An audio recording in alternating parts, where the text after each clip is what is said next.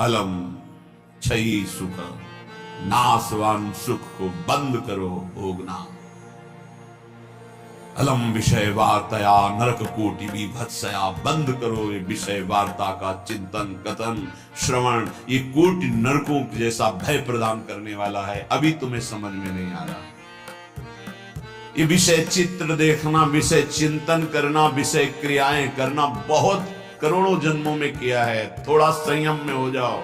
मानव जीवन की दिव्यता, आनंद की दिव्यता, उसका अनुभव करो, परमात्मा तत्व का अनुभव करो, नहीं पछताओगे। यहां से कुछ नहीं जाना। कह रहे हैं अलम छई सुखा प्रदैर युवती पुत्रादिकई। ये बहुत बड़ा आकर्षण है हर हृदय में काम का। विपरीत शरीरों को भोगने की प्रबल इच्छा, यही हमारी दुर्गति कराती चली आई है। इसी का आकर्षण रोकना है। यदि हृदय में यह आकर्षण बना रहा, काम सुख के भोग के लिए विपरीत शरीरों के आकर्षण, शरीरों को भोग करके आनंद की अनुभूति करने की इच्छा, ये दुर्गति करा देती है। दुर्गति ये ऐसा दलदल है, इस दलदल में प्रथम बार जब से उतरे आज तक नहीं निकल पाए। धसता ही चला गया जो इस काम भोग रूपी दलदल में गिरा। इसलिए कह रहे अलम क्षयम सुख, नाशवान चिंता शोक प्रदान करने वाले इस सुखाकर्षण से बचो। जो शरीराकर्षण, इससे बचो, नष्ट हो जाओगे। तुम्हारे जीवनी शक्ति एक सीमित है। अभी यौवन अवस्था है, नष्ट कर लो, फिर किसी काम के नहीं रहोगे। ना भगवत चिंतन ना शरीर चिंतन का रह जाएगा। केवल शोक चिंतन, चिंता, भय और केवल नाना प्रकार की भयावह कल्पनाएं। बस संयम से नहीं चलोगे, धर्म से नहीं चलोगे तो कोई सुख तुम्हें कभी सुख प्रदान ही नहीं कर पाएगा। धर्मात्मा पुरुष धर्म पूर्वक जब सुख का सेवन करता है तो सुख उसे विरति प्रदान करता है, वैराग्य प्रदान करता है, फिर वो अनुराग के मार्ग में चल पाता है। इसलिए कह रहे कि ये क्षयम नाशवान सुख है, अक्षय परमात्मा सुख की तरफ बढ़ने के लिए तुम्हें मानव देह मिला था। लेकिन प्रदैर युवती,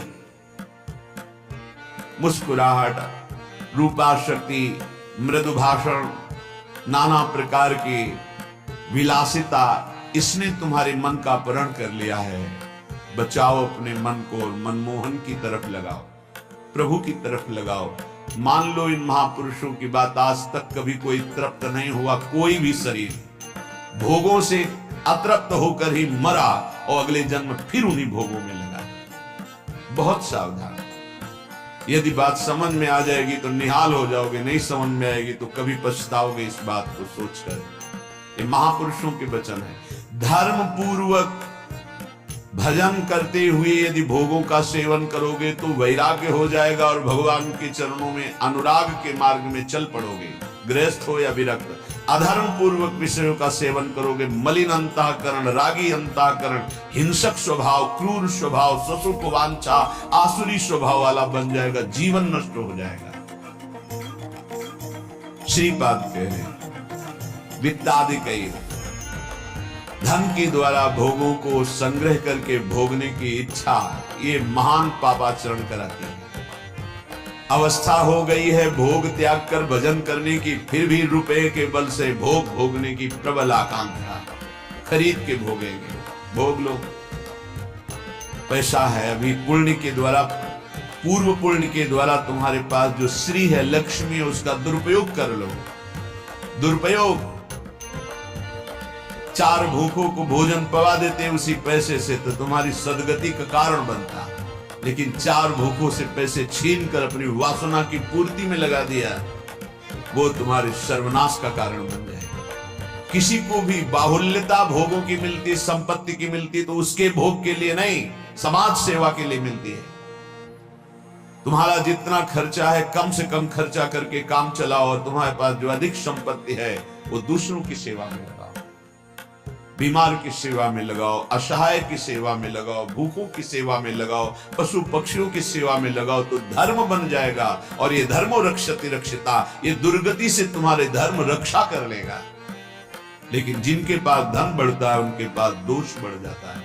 मदिरा पान करना, पैसे के बल से व्यभिचार करना, पैसे के घमंड में आकर दूसरी की जीवों की हत्या कराना, मांस खाना, नाना प्रकार के छल कपट द्वारा पैसा, ये महान नरक की प्राप्ति कराता है, घोर दुर्गति होती है। इसलिए कह रहे वित्तादि बचो, बचो, अधर्म के धन से बचो। ये बहुत प्यारा दिखाई देता है लेकिन तुम्हारा सर्वनाश कर देगा। अगर 1 रुपया धर्म का आ जाए तो बुद्धि भ्रष्ट होना शुरू हो जाती है, फिर तुम बड़ी बड़ी संपत्तियां छल कपट से एकत्रित करोगे, तुम्हारी दुर्दशा क्या होगी। श्रीपाद कह रहे विमुक्ति कथप याप्यलम मम नमो विकुंठ श्रेय। जो ऐसे आचरण करते हैं मुक्ति की चर्चा उनके लिए बेकार है।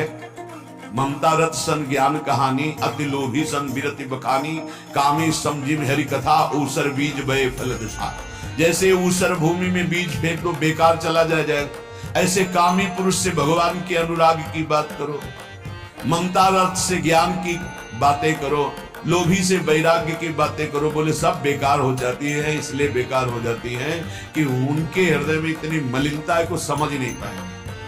श्रीपाद कह रहे यद्यपि हम चर्चा कर रहे हैं कि अलम छई सुख प्रदैर युवती पुत्र वित्तादिकैर, पर फिर भी ये चर्चा बेकार है क्योंकि ऐसे भोगी पुरुषों को चर्चा विमुक्ति की, मोक्ष की, परमार्थ पथ की समझ में ही नहीं आएगी।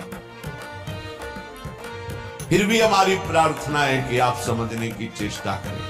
ये तुम्हारी संपत्ति, ऐश्वर्य, पुत्र, वित्त, स्त्री, परिवार, संबंधी, ये सब एक दिन तुम्हें छोड़ देंगे, तुम्हें अकेला यहां से जाना होगा।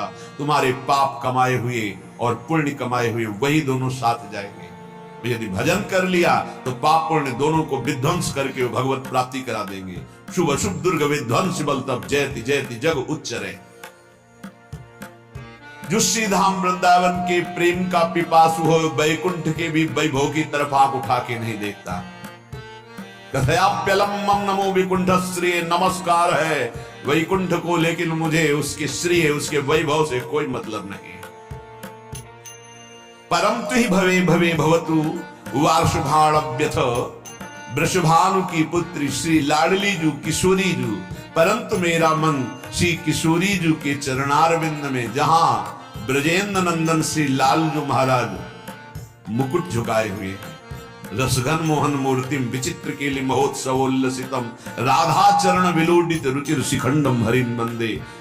मैं श्री किशोरी जू महारानी जू के चरणों की उपासना करता हूं, जिनके चरणों में ब्रजेंद्र नंदन मोर मुकुटधारी स्वयं लालजू महाराज सर झुकाए हुए हैं। वही वृंदावन मेरा जन्म जन्म की आकांक्षा है, वही मेरा सर्वस्व वृंदावन है, जहां मेरी प्यारी जू और प्यारे जो विराजमान हैं। मुझे नहीं चाहिए वैकुंठ न वैकुंठ का वैभव। अब भी समय है। उपासक यदि आर्त भाव से भगवान से प्रार्थना करे तो प्रार्थना से बहुत जल्दी परिवर्तन होता है। भगवान सत है, चिदानंद है, प्रेमानंद है, करुणामय है, और एक भगवान का नाम है भक्ता अनुग्रह कारिणो। जो उनसे प्रार्थना करता है उस पर अनुग्रह कर देते, लेकिन प्रार्थना वही सुनी जाती है जो आर्त भाव हृदय से होती है। सच्ची मानना तुरंत परिवर्तन देखा गया। ये हम अपने जीवन की सैकड़ों बार की बात कह रहे हैं। जब कभी ऐसा आया है और प्रार्थना हुई है, तो मिनट पूरा होना मुश्किल हुआ है और उस प्रार्थना का उत्तर तत्काल मिल गया है। एक बार तो बस प्रार्थना करके हटे कि वह तुरंत उत्तर आ गया, वो ऐसे से ऐसा, अच्छा अच्छा, तत्काल तत्काल। बस अंतर ये होता है कि हम हृदय से प्रार्थना नहीं कर पाते, हमारी प्रार्थना कपट जाल से युक्त होती, इसलिए प्रभु मोहि कपट छल छिद्र न भावा। सच्चिदानंद रूपाय भक्तानुग्रह कारिणो, माया निर्मित विश्वाय महेशाय नमो नमः। हे नाथ, आप सच्चिदानंद में, सच्चित आनंद। तात्पर्य, हम आपको कुछ दे सके ऐसी सामर्थ्य नहीं। सच्चिदानंद को ये पार्थिव जो मायाकृत पदार्थ हैं, भोग सामग्री, ये भ्रम हटा दीजिए। हमने कई बार प्रार्थना किया है, ये केवल हमारे भावों को प्रकट करता है, इसलिए वस्तु सामग्री का महत्व है। अगर भाव नहीं है तो कोई वस्तु सामग्री का महत्व नहीं। आप 100 कुंतल सोना चढ़ा दो, हमारे प्रभु के लिए कुछ नहीं है। कई बार आपको बताया है, समुद्र को रत्नगर्भा, पृथ्वी को रत्नगर्भा कहा गया है। ऐसे ऐसे पहाड़ हैं जो 4-4 लाख योजन के सोने के हैं, और वो सब मायाकृत है। आप देवलोक को जाइए, वहां स्वर्णिम भवन बने हुए हैं देव गंधर्व अप्सराओं के। अमरावतीपुरी कैसी बनी हुई है, पढ़ करके महाभारत में देखिए कैसी देवराजेंद्र की सभा है, कैसी वरुण जी की सभा है, कैसी लोकपाल अग्नि की, वायुदेव की, होश उड़ जाएंगे। और ये सब मायाकृत है। ऐसे प्रभु को हम क्या दे सकते हैं? और ऐसे प्रभु को जब रोते हुए भाव से किसी ने पत्र अर्पित किया तो बिक गए पत्र में। पत्रम पुष्पम फलम तोयम। हे सच्चिदानंद प्रभु, आपके एक संकल्प से संपूर्ण सृष्टि प्रकट हुई है। ये प्रार्थना, मैं नीच आपको क्या दे सकता हूं नाथ? मेरे पास तो जो कुछ है वो सब आपका दिया हुआ है। शब्दों को देखिएगा, हे नाथ मेरे पास जो कुछ है वो तो आपका दिया हुआ है। आपके एक संकल्प से संपूर्ण सृष्टि हुई। नाथ मैं आपको क्या दे सकता हूं प्रसन्न करने के लिए? आप मुझ पे अपनी तरफ से, अपनी कृपा से प्रसन्न हो। जब मैं शरीर की तरफ देखता हूं, रोगा हरन्ति सततम प्रबला शरीरम कामादयोप्यनुदिनं प्रदहन्ति चित्तम मृत्युश्च नृत्यति सदा कलयन् दिनानि तस्मात् त्वमद्य शरणं मम दीन बंधो। अब अगर हम विचार करें शरीर के लिए, तो नाथ शरीर में कोई न कोई परेशानी बनी रहती है। रोगाहरन्ति सततम प्रबला शरीरम। ये प्रबल रोग शरीर को छीन कर रहे हैं। High blood pressure, low blood pressure, sugar, ये वो। हम क्या आपसे वादा करें कि हम ऐसी साधना करेंगे कि आप प्रसन्न हो जाएंगे? पहली बात बाहरी वस्तुओं की। नाथ आपने एक संकल्प में अनंत ब्रह्मांडों का सृजन किया। स्वामी मेरे पास जो वस्तु आपकी दी हुई है, मैं किस वस्तु से आपको रिझा सकता हूं? नाथ वो तो आपकी दी हुई है। रही शरीर की बात, तो रोगाहरन्ति सततम प्रबला शरीरम। प्रबल रोग हमारे शरीर की शक्ति को छीन कर रहे हैं। अंदर आए सूक्ष्म शरीर, तो कामादयोप्यनुदिनं प्रदहन्ति चित्तम। ये काम, क्रोध, लोभ, मोह, मद, मत्सर इतना गंदा किए हैं अंदर की, हम कैसे आपको कहें कि हम अंदर से आपका ध्यान धर पाएंगे? कभी काम अपना प्रभाव दिखाता है, कभी क्रोध अपना प्रभाव, कभी लोभ, कभी मोह, कभी अहंकार, कभी ईर्ष्या। नाथ बड़ा गंदा हृदय है। और पूरे जीवन की तरफ देखें, वादा करें कि आज संकल्प लेते हैं कि 5 वर्ष हम ऐसा करेंगे, तो 5 मिनट का भरोसा नहीं। मृत्युश्च नृत्यति सदा कलयन् दिनानि। नाच रही मृत्यु सिर पर, पता नहीं प्रभु कब हमारे शरीर का अंत हो जाए। इसलिए नाथ मैं आज प्रार्थना करता हूं कि मेरे पास आपको प्रसन्न करने के लिए कुछ नहीं। आपकी दी हुई भोग सामग्री और ये शरीर रोगों का घर, मन विकारों के द्वारा अपवित्र, और प्रभु पूरा जीवन मृत्यु के हवाले। किस समय मेरी मृत्यु हो जाए मुझे भरोसा नहीं, पता नहीं। नाथ तस्मात् त्वमद्य शरणं मम दीन बंधु। हे दीन बंधु, अब एक ही उपाय, मैं आपकी शरण में। आप मुझे अपने चरणों की शरण में रख लीजिए। हे प्रभु, वे देहो विनश्यति सदा परिणामशीलस् चित्तम च खिद्यति सदा विषयानुरागी बुद्धि सदा हि रमते विषयेषु नान्तस् तस्मात् त्वमद्य शरणं मम दीन बंधु। बहुत सुंदर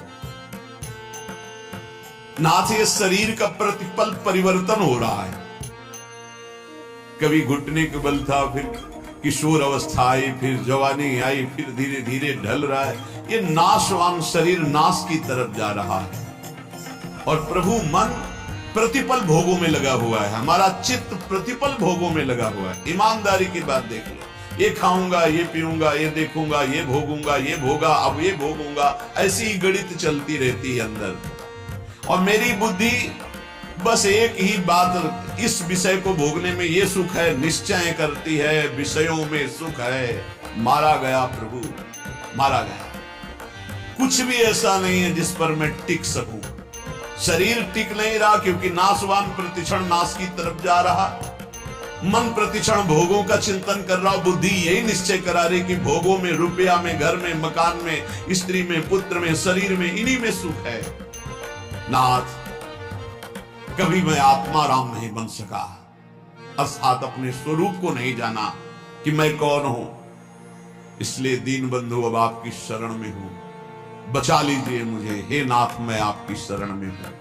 आयुर्विनश्यति यथा मघटस्तथोऽयम् विद्युत प्रभेव चपलाबत यौवनश्री वृद्धा प्रधावति यथा मृगराज पत्नी तस्मात् त्वमद्य शरणं मम दीन बंधु। प्रभु, जैसे कच्चे घड़े के प्रभाव को जानो कि पानी डालते ही वो फैल जाता है, डस्ट हो जाता है, कच्चे घड़े में पानी नहीं टिकता।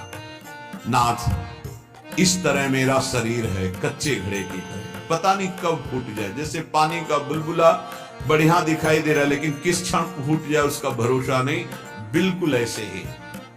विद्युत प्रभेव चपला बत यौवनश्री, ये जवानी, ये वैभव बिजली की तरह है। इसको भी देखा है, बहुत चंद दिनों में नष्ट होते देखा। ये जो श्री अर्थात लक्ष्मी है, चपला है, इसे चंचला कहा गया है। ये किसी एक जेब में बराबर नहीं टिकेगी। वही रुपया लाखों लोग कह चुके हैं कि मेरा है और लाखों कहेंगे मेरा है, वो बदलता चला जाएगा, चपला है। आयुर्विनश्यति यथा मघटस्थ तोयम विद्युत प्रभेव चपला बत यौवनश्री। ये जवानी, ये रुपया, ये भोग सामग्री, ये वाहवाही किसी की ब्याही हुई नहीं है। आज जवान हो, कल तुम्हारी दुर्दशा हो जाएगी। आज धनी हो, कल मांग करके तुम्हें खाने की भी हिम्मत नहीं रहेगी, ऐसी स्थिति आ जाएगी। बहुत होश में। वृद्धा प्रधावती यथा मृगराज पत्नी, जैसे सिंहनी खाने को तैयार है, ऐसे रोग युक्त वृद्धावस्था तुम्हारा इंतजार कर रही। जब धक्का लगा के घर से बाहर कर दिए जाओगे, कर्म के परिणाम में कुछ भी तुम्हारा नहीं, कोई भी तुम्हारा नहीं। ऐसे कितने उदाहरण हैं। इसलिए अभी दीन बंधु प्रभु के नाम जपने का अवसर जप लो, अभी प्रभु की शरण में हो जाओ, तुम्हारा मंगल हो जाएगा। इस पर भरोसा मत करो। जब घटनाएं सुनते हैं तो लगता है कि लोगों को सीख लेनी चाहिए। अपने पुत्र को 10,000 करोड़ की संपत्ति कमा के दी, उसी पुत्र ने धक्का मार के बाहर कर दिया और रोता घूम रहा है कि हमें अपने घर में रख ले। हे भाई, हरिशरणम अगर ये जीवन में नहीं है तो तुम्हारा सब जीवन व्यर्थ चला जाएगा। आयाद व्ययो मम भवत्यधिको अविनीते कामादयो हि बलिनो निबला समाद्या मृत्युर्यदा तुदधि मां बद किं बदेयम्। हे प्रभु, ये जो रुपये की आय है ये जीव को पागल बना देती है, धर्म से भ्रष्ट कर देती है। ये भी देखो, जितना अधिक रुपया आएगा उतनी बुद्धि भ्रष्ट होती चली जाएगी। रुपये का सदुपयोग कोई महाभागवत कर पाता नहीं। रुपया बहुत बुरी तरह कर्म बिगाड़ देता है। जहां रुपया बढ़ा तो फिर कर्म बिगाड़ देता है। कुछ भारी प्रमाण है। ये जो आप लोग बैठकर सत्संग सुन रहे हैं,